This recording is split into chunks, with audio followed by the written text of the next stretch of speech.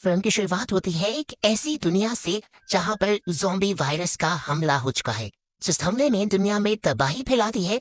दुनिया के तकरीबन ज्यादातर इंसान या तो मारे गए हैं या फिर ज़ॉम्बी वायरस से इन्फेक्टेड हैं। बचे कुछ इंसानों को गवर्नमेंट ने अपनी फैसिलिटी में रखा हुआ था, बिल्कुल कैदियों की तरह। लेकिन फिर भी 8% सर्वाइवर्स ऐसे भी थे जो गवर्नमेंट के कैंप्स में नहीं गए थे और अपने घरों में ही थे। और इन्हीं बचे कुछ इंसानों में हम रोरी को भी देखते हैं, जो इस टाइम अपने हस्बैंड की ग्रेव के सामने बैठी हुई रो रही थी। उसने खुद ही अपने हस्बैंड को मारा था, क्योंकि उसके हस्बैंड भी ज़ॉम्बी वायरस से इन्फेक्टेड हो चुका था और ज़ॉम्बी बन चुका था। रोते हुए वो घर के अंदर जाती है तो देखती है कि अब उसकी बेटी भी मर चुकी थी, जिसके ऊपर उसके इन्फेक्टेड हस्बैंड ने ही हमला किया था। रोते हुए वो अपनी बेटी से माफी मांगने लगती है कि वो उसे उस वायरस से नहीं बचा पाई। अभी वो रो ही रही थी कि अचानक उसका दुख डर में बदल गया, क्योंकि उसकी बेटी दोबारा जिंदा होकर बैठी थी। लेकिन अब वो इंसान नहीं रही थी, बल्कि खुद भी एक ज़ॉम्बी बन चुकी थी।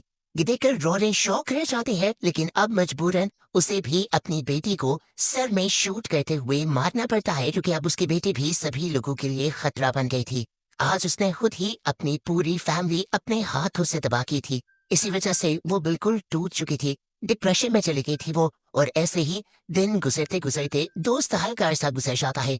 लोरी अभी तक अपने गम से नहीं निकल पाई थी, और यहाँ पर एक और बड़ा मसला भी आ गया था। गवर्नमेंट की ऑर्गेनाइजेशन अब घरों में घुस घुस कर सर्वाइवर्स को निकाल कर अपनी फैसिलिटी में लेकर जा रहे थे और जबरदस्ती वहां पर रख रहे थे। इसके अलावा भी अगर कोई उन्हें सर्वाइवल या इंसान बाहर दिखता जो उनकी बात मानते हुए उनकी फैसिलिटी के अंदर ना जाता, उन्हें वो लोग बेदर्दी से मार दिया करते थे।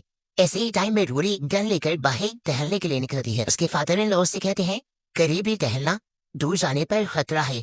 उदास रोरी फादर इन लॉ से कहती है, जब सब कुछ ही लूट गया तो किस